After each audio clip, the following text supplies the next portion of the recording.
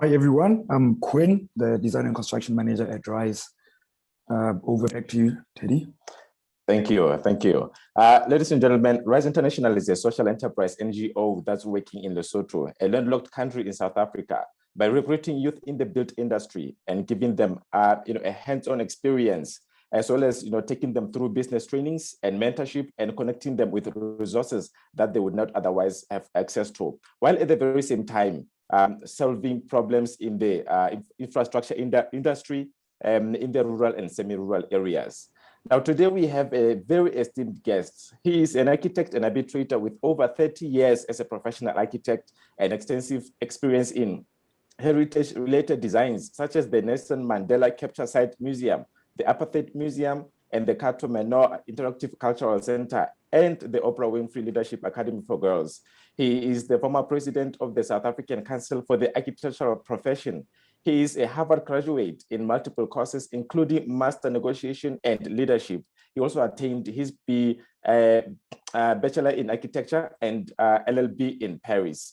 He is a member of South African Council for Architectural Professions, and he has written for multiple journals, including South African Architectural Digest, IC Magazine. He's a multiple award winner, including the GIFA Award of Excellence at the Project Origins Center Rock Art Gallery and the Grand Prix Laureate Award for the Apartheid Museum. Ladies and gentlemen, I'd love to tell you some more about him, but we're going to know more about his work in our webinar today. Ladies and gentlemen, please welcome Ndate Phil Mashabane of Phil Mashabane Rose Associates. We're going to play a presentation. Ndate Mashabane, welcome. Thank you. Thank you, Teddy, and thank you to all the attendees. My journey has been a very short journey, still a long journey ahead of me that I need to undertake. And of course, we do endeavor to assist as best as possible to create a new generation of practitioners. There's nothing wrong with the old practitioners, but the truth needs to be told that with the development of technology, development of various environments, and it needs the new thinking, it needs the new engagement with various scholars.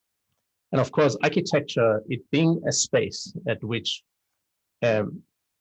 people's lives are being commanded, one would like to understand fully. And when you put pen to paper, and I've always said to various people who've listened to me in various universities and platforms where I spoke, putting pen to paper is not the ultimate architecture. You end up just rendering a pretty picture. Architecture is about the people. You begin to continue to engage with people. It is the people who determine the architecture that which needs to suit their lives. And in many instances, a lot of people would ask you, and of course, why do you do architecture? And why didn't I pursue law? Why don't I pursue other avenues that which I trained myself for?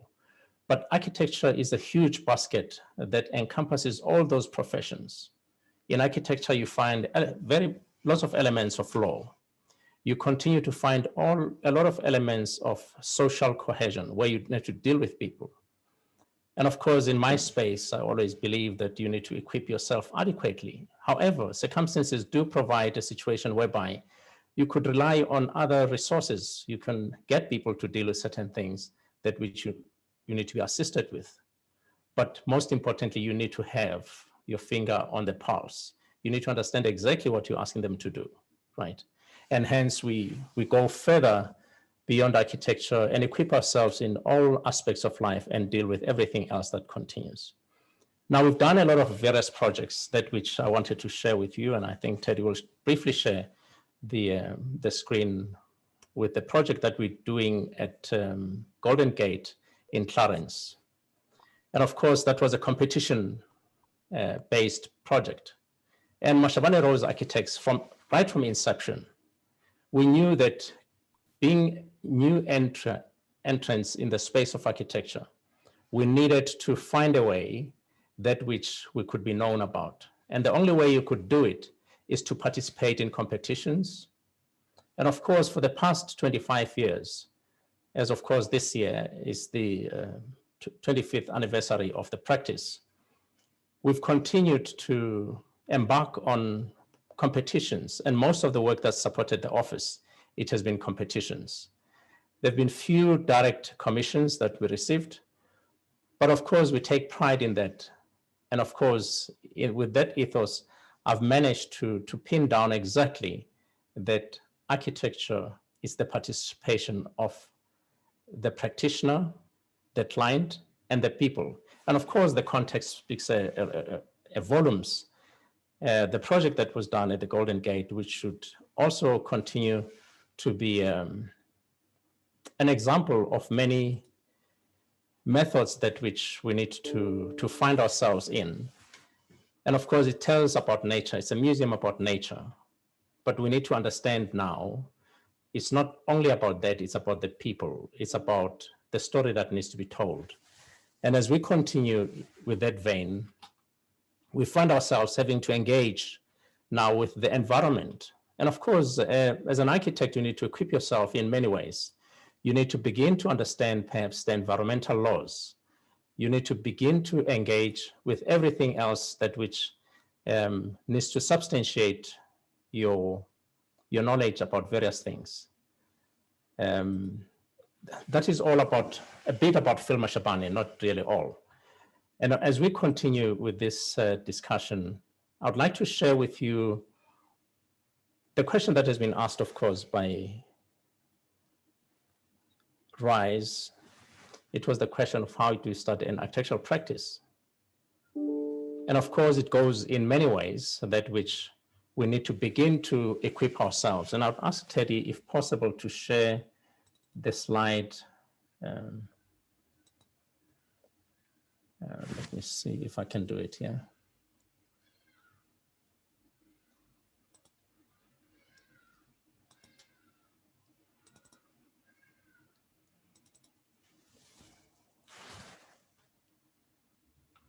Teddy, are you able to assist with the slide presentation there? Yes, I did, just shortly. Okay. I'll simply get out of it and then you can share it from your side.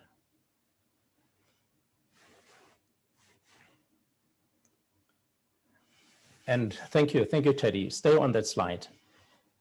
Now, the things that come up when many people want to start a practice, I'll tell you my simple story. When I started my practice, I worked for a practice wherein I was not in control. When month end came, of course, at that stage, we're paid by check. You've been given a check to say, please don't deposit until the 10th or the 15th. And that became very strenuous because we did not understand and we're not part of the management to decide exactly where the issues are, right? And of course, a lot of people, when they want to start businesses, they would say, I need some startup capital. I didn't have startup capital. I only had my computer. And most importantly, I had the knowledge and I had the discipline to do what I needed to do. And I simply embarked on that process. However, over the years, then I realized running my practice that there are a lot of things that I need to do. I need to understand what governs my profession. I needed to understand the legislative framework that which governs the profession and etc. And of course, separate from that, any business that you start, it needs to be driven by passion. It does not need to be driven by a need. A lot of people say, I want to start a business because I want to make money. You can do that if you're lucky, but most importantly, it needs to be driven by passion. You need to be disciplined in many ways. And now discipline, as I've given a lot of talks with regards to the discipline in the space of being deemed a professional, it is to attend to each and every matter that is placed before you without postponing it. There is no tomorrow. Just recently, or just a year ago, 2020 proved with the advent of the pandemic that there is no tomorrow. And therefore, if there was anything that you postponed in doing at that particular time, you would never have had an opportunity to do it at all. So it is that discipline that which needs to come into the space. And of course, the passion and discipline, those are part of the elements that makes you to understand what your starting blocks are. The other question that needs to be asked, are you competent to do the work? And funny enough, you find that in the built environment industry, some people who are not competent to do the work, they start these businesses and employ people who are competent. Of course, there's nothing wrong with it, right? Somebody can start it because he's got the financial resources and he's got a desire to see certain things progressing, and then he can bring people together. But you, as the person who's going to be the driver in the seat, you need to have specific competencies to continue on your program. Let's go to the next one, Teddy.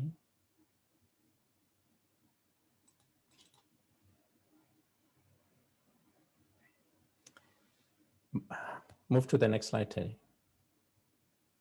Right. Thank you. And now the question again, which needs to be asked, if you're going to start a practice, how do you want to start? Do you want to start as a collaboration with other people, or do you want to start as an individual, or do you want to start by being part of another collaboration that which you did not initiate? You need to look at those aspects first. And of course, in that process, there are various requirements that come into play, depending on the type of practice that you want. There are also legal frameworks there, and that different types of practices or consultancy practices continue to inform you. Can you move to the next slide?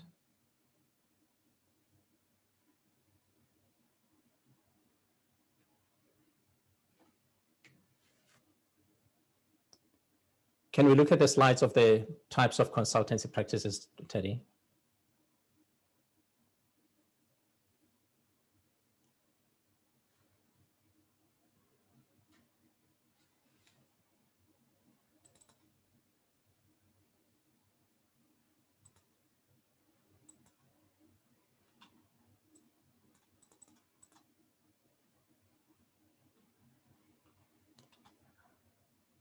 Thank you. Yeah, right. Now there are three types of consultancy practices that one can begin to consider.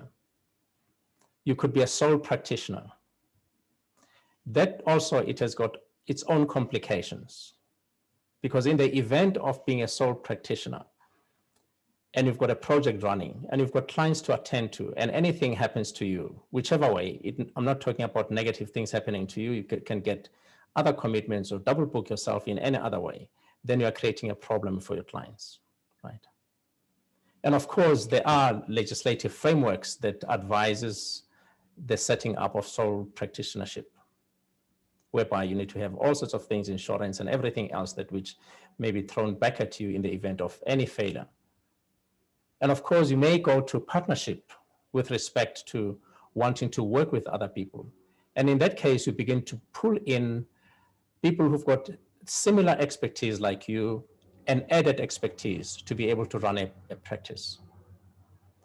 And then you can also perhaps consider, if you're a fully fledged one sole practitioner, you can go into partnership with other disciplines, like for example, engineering and etc.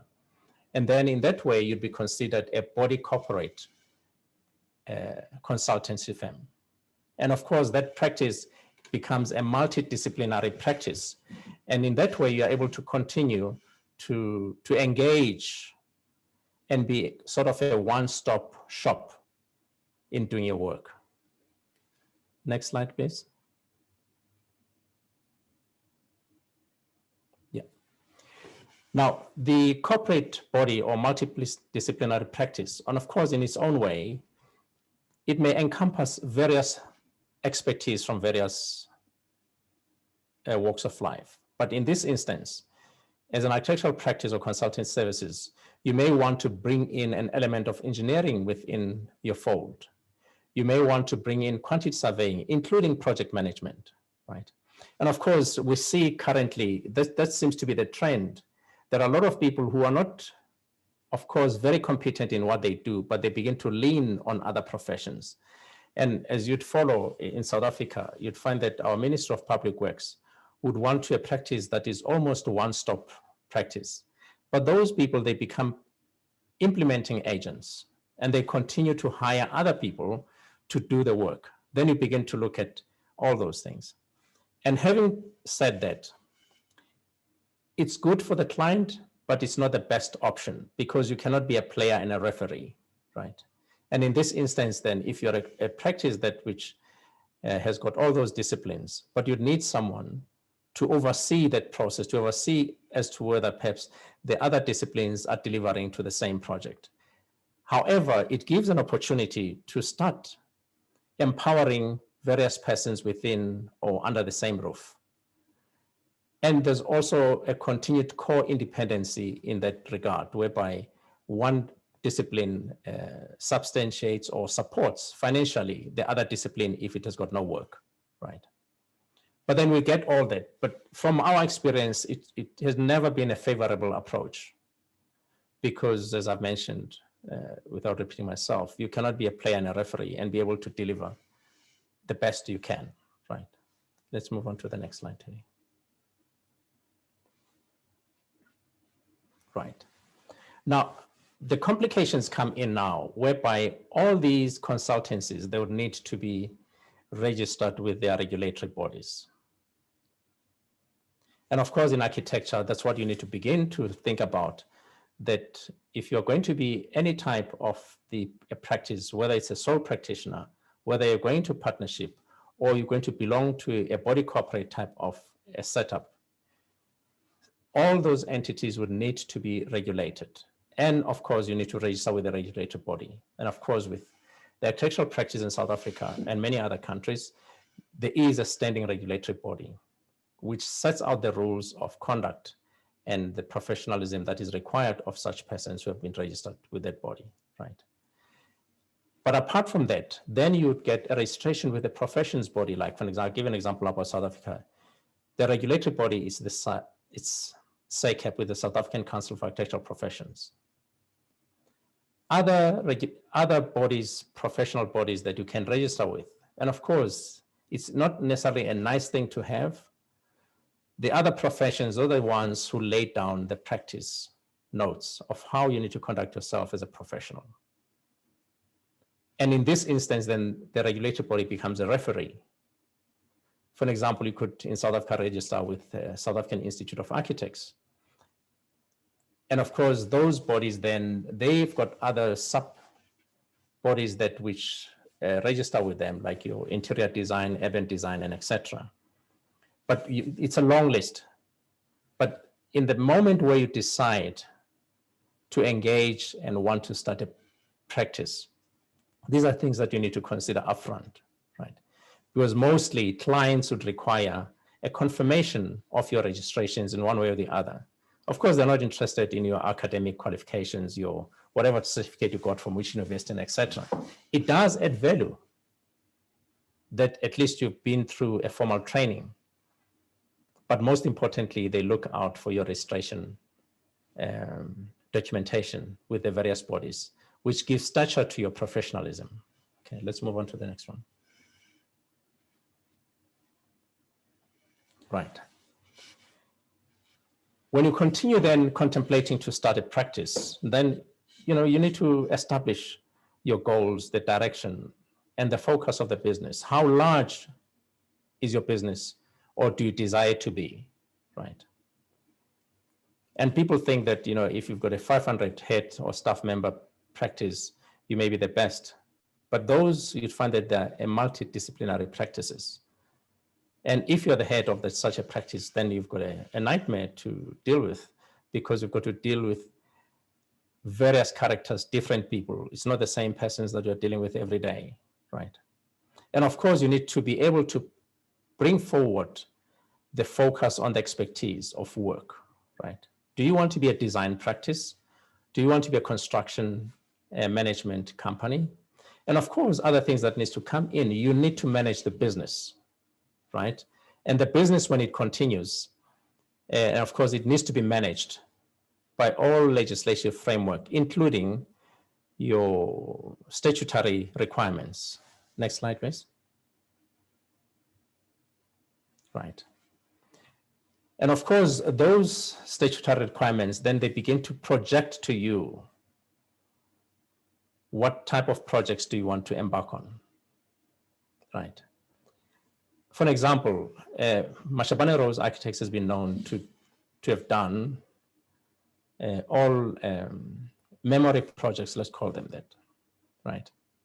And it was by default, anything that you do to the best of your ability and it comes to the attention of the need at that particular time, you begin to be known for that particular thing. And of course, there are practices which do commercial buildings, and of course, we can do commercial buildings. We've done shopping malls and etc. But our forte in the number of the projects that we've done, which are projects of the nature that which deals with the people at all times, it has projected us as practitioners in the space of dealing with the memory, right?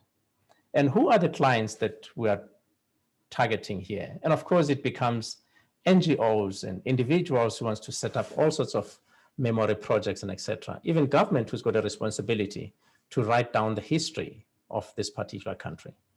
So we continue in that fashion. But of course, you cannot close the door with respect to certain clients, let's say your residential clients. As a professional, you need to give them the best you can. And if you cannot, your professionalism would need to kick in, whereby you are able to refer them to other persons who are able to deal with what you do. Similarly, like you've got in medicine, you've got all doctors dealing with all sorts of things, and they specialize in specific fields, but they still remain doctors. Move to the next page.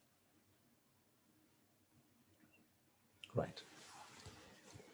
Now, the business management framework, it's a very complicated process, whereby as a sole practitioner, you may not be able to achieve all the things that you need to do, right? You need to have your finger on the state revenue services and their requirements. You need to pay taxes, all sorts of taxes. But of course, you can mandate or employ or delegate that either to one of the staff members or one of the persons. But if you're a single practitioner, then it means you need to outsource that service. That's when you get a bookkeeper or a chartered accountant or a financial services company that deals with those matters, and to make sure that you are in place with the requirements. You've got to be in touch with all sectors of the labor legislation, whereby you need to comply, particularly on the fact that you're going to have staff members, right?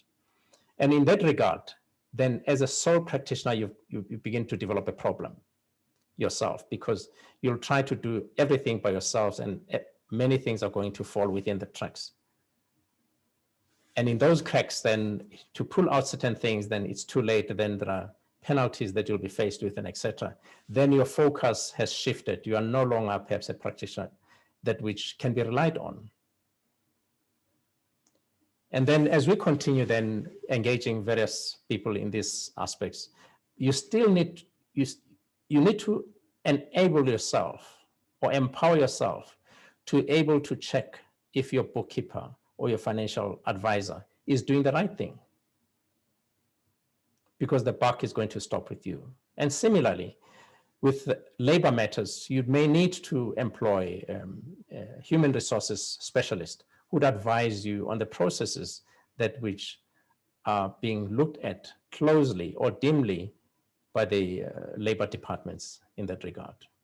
And of course, the financial service compliance, you'd need to have a banking account, you need to pay taxes and etc. You'd need a person who would advise you what is the best vehicle to do. But a bank, you need to have a banking account, right? Based on your expertise. You know, when I started my practice, and I see today, people spend many days and many months studying to prepare for their professional practice exams. When I decided to start my practice, I got a project.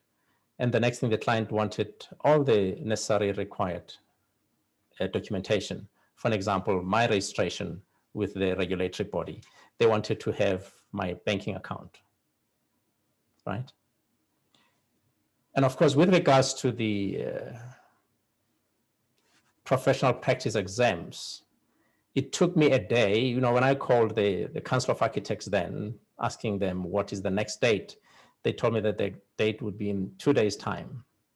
And I was ready, because right from varsity days, I wanted to be a professional. I wanted to continue in that regard. And I equipped myself as I went along. So when the exam time came, I did not have to study because I was ready, because I knew what it means to be a professional in that space. So it's all those things, those who endeavor and wish to pursue starting a practice or a business, you need to consider all those things. I'm not trying to bring in a scarecrow in this regard, but these are things that you need to develop every day. What is it to be a professional? Okay, next slide.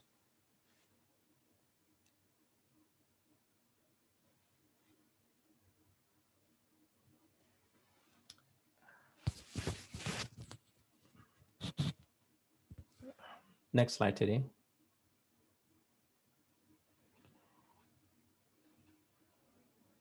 Okay. Now, we've spoken about all those things. Now, the last slide is trying to wrap up exactly what you've seen earlier, that any project that exists, it does not fall from the sky. It needs to be driven by various people. You need to have a client, you need to have a land. And as soon as the land is established, you need to understand what are the impediments or what are the possible challenges that you may be faced with in developing that piece of land. And of course, in many instances, you've got to deal with the environmental department, which would guide you if the site can be developed or not developed, right? Because it may impact on various things. You know, many years ago, I was the chairperson of the South African Heritage Resources Agency, whereby I had to sit and advise practitioners when they approach heritage, what is it that they need to look out for, right? And of course, no project was ever thrown out of the window and said, you cannot build here. There's always an advice that you could get from any relevant bodies that needs to guide you in that regard. Okay. Thank you so much, Teddy, and thank you, Daniela. We can go into questions if there are any questions in this regard. Thank you, Dr. Phil. Highly appreciated that very insightful presentation. And the pioneers are listening right now, and they've been paying attention, especially when you mentioned that when they meet with a client, they would definitely need to find out if you are registered with the legislative body, or at least your business is registered. So yes. Thank you very much, Dr. Thank you. That's also some of the advice that we highly encourage them to register their businesses.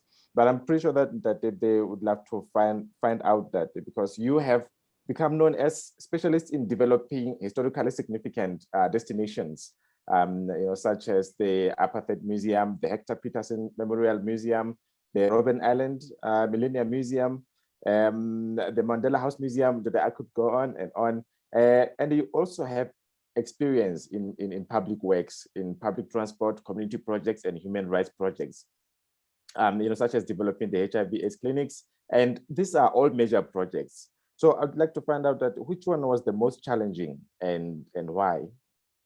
Look, in the list that you've mentioned, I'll tell you that none of them were most challenging, but I've got one project currently. We are working on the Museum of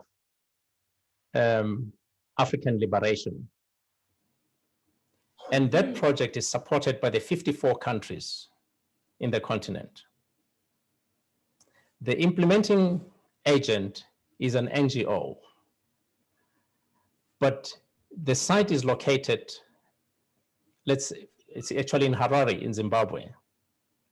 And therefore, the other sector of the implementing agent becomes the Ministry of Local Government. Then you quickly realize there's the conflict between these bodies, right? And now my role there, which I'll claim that this has become the most difficult project I've done, it's not about pen to paper, right? At first, it was a competition. We won the competition. That was stage one. But stage two, we needed to do a presentation to all these bodies. And when we did the presentation, the project was shut down because the client body wanted a wow effect on the presentation. And I quickly rescheduled. And a week later, I had them in the same room again. But then that approach became so tricky because museums are designed from inside to outside. You need to know the content. You need to know exactly what you're trying to develop an envelope for. And that was not existing, right? But then we had to start right from the end and develop an envelope. And when the client loved the envelope, then I had to spend a lot of time reading and traveling, doing research work for the content that needed to come from the client. And that did not stop only there. Now there's a power struggle between these bodies because it's a high value project and everyone else wants to have their fingers on the pulse. And the tensions that are developing between all these entities, the Minister of Finance, the Minister of Local Government, and also the implementing agent. At my presentation, I would say, fortunately, I presented all the knowledge I have, and everybody began to rely on me in terms of advice. Now I'm beginning to advise 3 entities that are struggling for power, and at the same time, I still need to do the project, right? Then it makes it very difficult, right? And that's where some of our expertise come in. You know, when I went to study negotiations in Harvard and mediations and etc. And then it became very handy to be able to bring these people in one room or deal with them separately. And in the end, they're beginning to agree on the process. Now, the architecture has not been dealt with. It has been presented, accepted, but now we've got to get to the process of architecture. Now, pen to paper, that pretty picture that I presented was not architecture. It was an anchor for the client to begin to understand what exactly they're asking for. The architecture comes only in the administration of all those nuances, administering the client's intentions and fears, administering the site, administering the consultants, administering the contractor. This is where the architecture comes in. But then you need to continue and equip yourself. That's for me the most difficult. It's not insurmountable. It's not that it cannot be managed. I'm managing it very well. But it sort of gives one sleepless nights because constantly I look at my emails. Who's emailing me? What are the issues? How do I deal with this? You understand, right? But on the list that you've also mentioned, the other project that which became a challenge in a way was the development of Freedom Park. When we developed Freedom Park, we designed and brought in certain elements that which were coined as a metaphor, right? And it so happened at the time when we were doing Freedom Park, we participated in a competition that which was to be established at the Nelson Mandela Bay. And of course, metaphors never change. And when we began to use the same metaphor on the competition, we were deemed to have breached the client's PI, right? Or IP, intellectual property, right? And what was that? Because we have done this, we brought in this element at Freedom Park, and the client at Freedom Park felt so aggrieved that by advice from other sources, that the intellectual property has been breached because we are reflecting sort of the same elements on another project. And I was called into the space to mitigate our situation. And of course, the project at this stage, or the competition was run by a high-profile person, and one of them happens to be a constitutional court judge. When he called me to his chambers and he said, I know that you are trained in law. I'm going to ask you questions. I don't want legalistic responses. I want your truthful response. There's a situation, some of the jury members have raised an issue that you've breached the client's confidence or trust by using elements on this. How do you respond to that? And my answer was very simple. Intellectual property in architecture only resides in the documents that you've produced to be used on that particular project, wherein you cannot use them again on another project, right? Now, and I had to deal with this a little bit further. I said, good architecture, it's a process of learning from others who've done a similar thing in a best way, and then you learn from them. And if you've learned from them, you are likely to use the same detail, for an example. Therefore, there is no copyright in architecture, right? But then my process at that point was to convince the client and advise them accordingly. But remember, at this stage, the client had almost terminated our relationship with them. But I had to go back and give them an advice as a professional. And lo and behold, they accepted my explanation and we're back onto the project. But then that became such a difficult project because now I was beginning to deal with the nuances of the attitudes of people, of what they think architecture is, apart from the architecture that you need to do. Those are very difficult terrains that you need to traverse as an architect or as a professional. Yeah. That's it, Terry. Wow. Thank you. Thank you very much, Mr. Phil.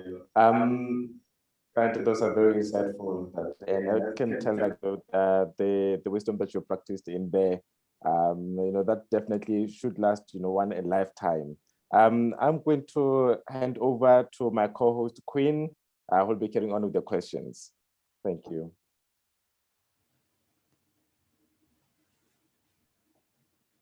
Okay, thank you very much, Teddy. And thank you again, Mr. Phil, for being the guest speaker for today. As you were making your presentation, I was thinking, like coming also from architecture, that most of people in the architecture field or most people in the creative fields, they struggle a lot maybe to interpret the ideas from pen to paper into giving it to a client. Do you have any processes or steps that you take into making a client understand what idea you're trying to relay? Yes, there are a lot of instruments or devices that you can use.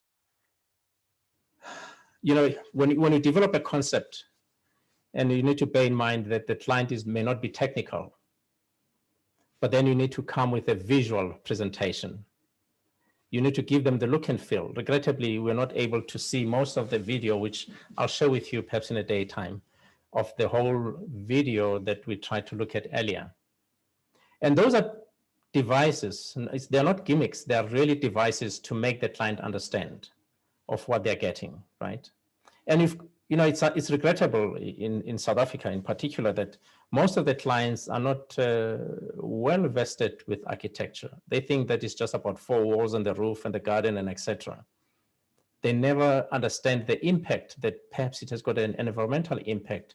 The context gives rise to the design itself. We've had clients who come into the office and say, I'd like you to design me this and the other, but they point out exactly how it should look like. And those are copies from other countries, from other parts of the world. And many of them are not argued as such, but I've given them guidance that let's look at your project as a unique project. Let's share the ideas. And then I engage with the client and etc. And in that regard, I'll give you an example. Before I started my practice, I went for an interview many years ago with a practice. And at the interview, I asked them a number of questions. For an example, what is your staff turnover? Which is very rare for a candidate employee or a person seeking employment asking those questions at interview. But I had to ask because I needed to know where am I landing here in the event that they employ me, right? Because anything that an employer reads from a CV, it may not be truthful. When I interview people at my office, when they come, I say, this is your chance to lie to me. But the taste is in the pudding. Later on, you'll have to prove what you've told me if you're able to do it. So in that interview, when I asked my prospective employer, the first question, what is your staff turnover? And the next question was, have you ever lost a project? And I further explained it, have you ever been fired by the client? They said yes. And I said, in the event that you employ me, would you give me an opportunity as the first assignment to firstly understand why the client terminated your contract? And of course, they gave me that opportunity.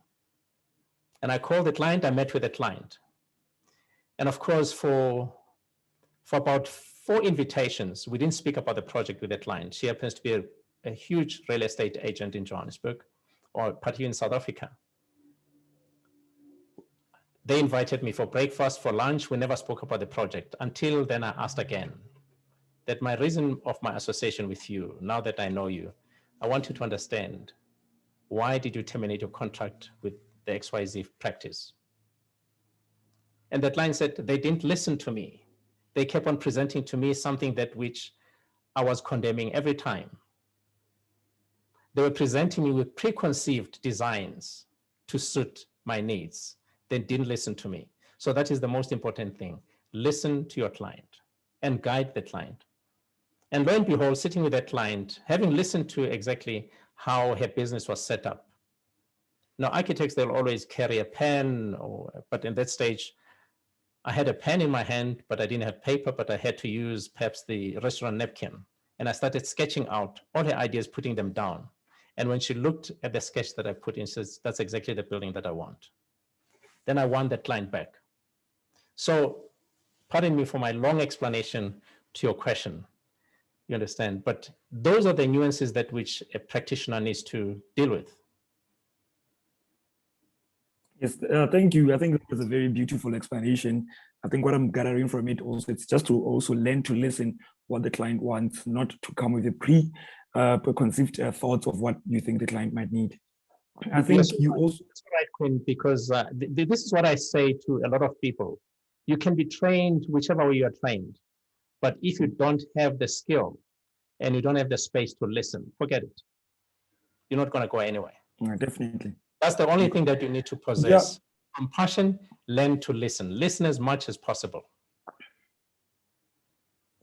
I agree with you totally. And as I was listening to what you were saying also, there's a point where you talked about the environment and the impact that it has. In the designs or in the projects that you work in, especially with buildings, what do you do or use to ensure that buildings have less impact on the environment? Like following up the sustainability of the project and stuff like that. Do you have any key things that you do towards that? Yes, you may get a client, but that's not the beginning. The beginning starts, you need to understand the environment. You need to understand the culture of the space.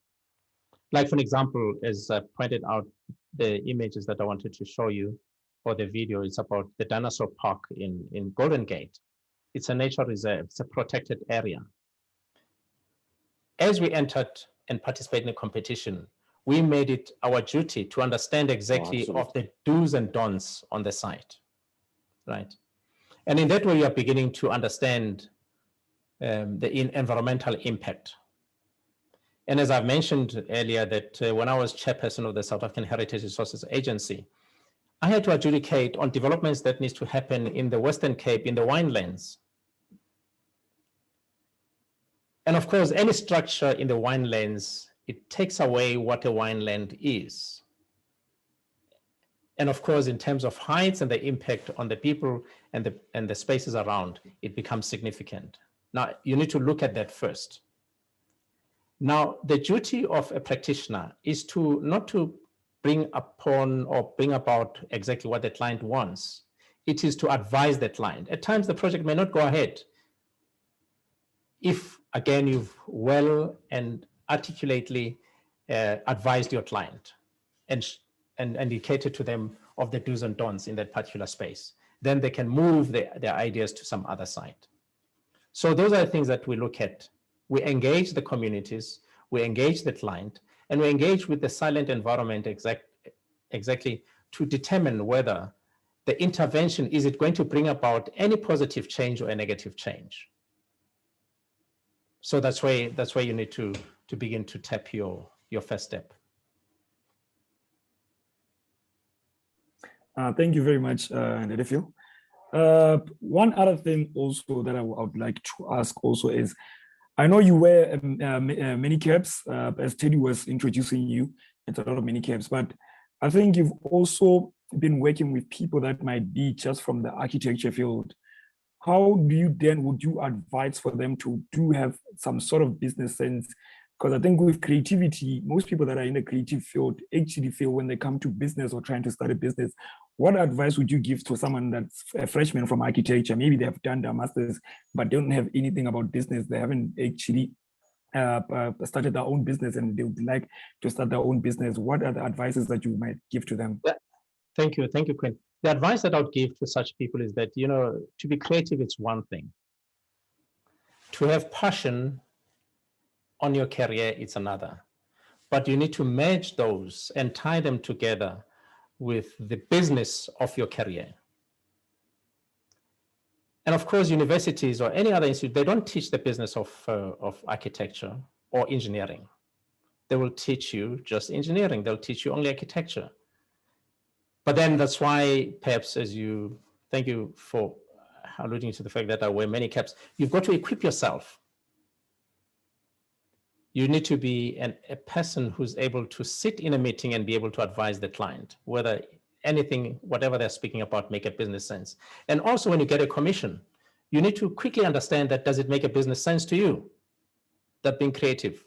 If it's not making a business sense and you find yourself perhaps that you may have to fund the project, you need to raise that upfront.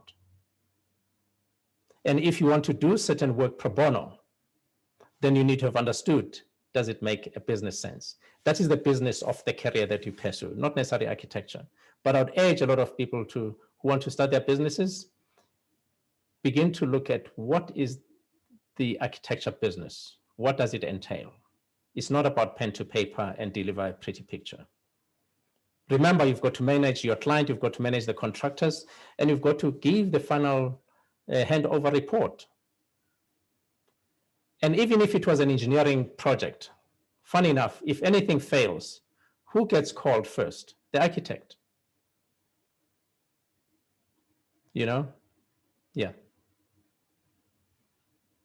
Yes, definitely. I agree with that. Anytime there's a problem that arises, the architect is the first point of contact. Yes. Before asking a few questions also, I would love also the audience that's listening to maybe post our questions either on Facebook or also in the chat box. Nerefil, one other question that I would like to ask, this is more of a personal question. How do you see the future of architecture in Africa? Yeah, Africa is the mother of all developments. Even your greatest artist, Picasso and etc., for him to grow his knowledge, he came to Africa.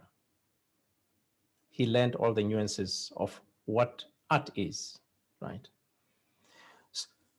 So Africa is like a boiling pot, but it's only that it does not have the persons who manage that pot. We get managed by foreign intentions and foreign interests.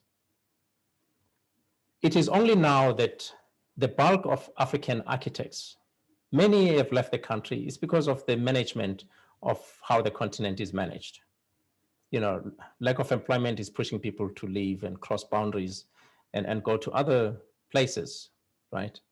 But many are beginning to look at it closely. Like some of us, we are very jealous of Africa. We'll try to protect it.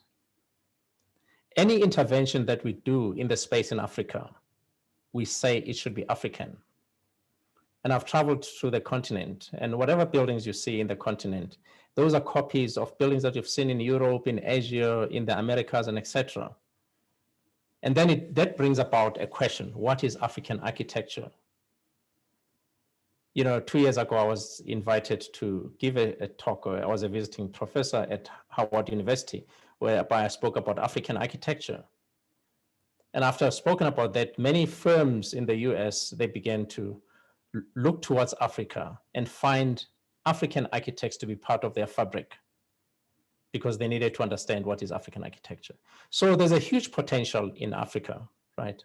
We may not have the right clients at the moment because of the poor administration of all the sectors that make up architecture, but we're getting there. There is a future in looking to Africa. Thank you, Mr. Phil.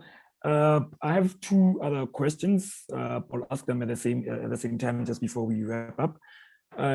These are also other personal questions. do you have a certain style or typology of architecture that you are more inclined into, or the one that you feel like, okay, fine, every time I see this, I actually feel like, okay, this is what architecture is supposed to be? And two, do you have any architecture firm or architect person that you find the way that they resolve their problems in architecture fascinating? Yes, I'll start with your last question. You know, some of us, I've been in business for over 35 years. We begin to look, we learn from others. And that's why you've got to belong to some professions bodies. That's where you begin to interact and engage and network with people. And then you learn from them how they resolve certain problems, you know. In architecture, there's never something like one size fits all. All projects are unique in their own way, and they bring upon their own problems, or they carry their own burdens, and you need to have a unique way of solving those problems, right? Yeah. And your other question, sorry, yes, sorry, yeah. Yeah, the other question was also like, is there any architecture, like typology or style of architecture that you find yourself more inclined to? Yes. Yeah, look, there are many typologies in architecture, right? But again, it depends on your client, except if you're going to develop your own, you have your own development, then you pursue the typology that you think it fits that environment. But the typologies are also going to be governed by the context and the communities that reside in that, because that typology is going to begin to influence the lives of those people. So it's like it's a moving target. You cannot pin it down. And similarly, in our practice, there's nothing that we pin down. But what we are we insist on, it is the quality of the detail. We're a detail architecture firm, and anything that we do, we look at the detail, because that's the detail that begins to impact on the people. Like some of the things from far, they look great. As the closer you come, they look far from great. But we need to try to bridge that gap and focus on the detail and be able to help people with typologies. Thank you very much, Mr. Phil. It's said that we had an hour, because now as you start talking also, I feel like there's a lot that people still wanted to know, and also a lot that I will still want to know. I hope maybe in the near future we'll actually have conversations, and maybe in person when COVID is actually not affecting us this much. I would love to hand back over to my co-host, Teddy. I think the Democrat also wants to ask a question. The Democrat, you can ask a question. Good day, Dr. Mashabani. Good day, sir. As a student of architecture, I had the pleasure of meeting you. I think it was 2008 or 2007. You had come to the University of KwaZulu-Natal, and we were under review for accreditation or something along those lines. And at the time, I didn't know who you were, but I did know of the office MRA. And after that sort of like small conversation that we had, and I started following your architecture. And in the years after that, every single time I go into SA, I always made it a point that I visited some of your structures. The first one that I visited was the Hector Peterson Museum. Then there's also at University of Johannesburg, there's a gallery there. Also the Freedom Park.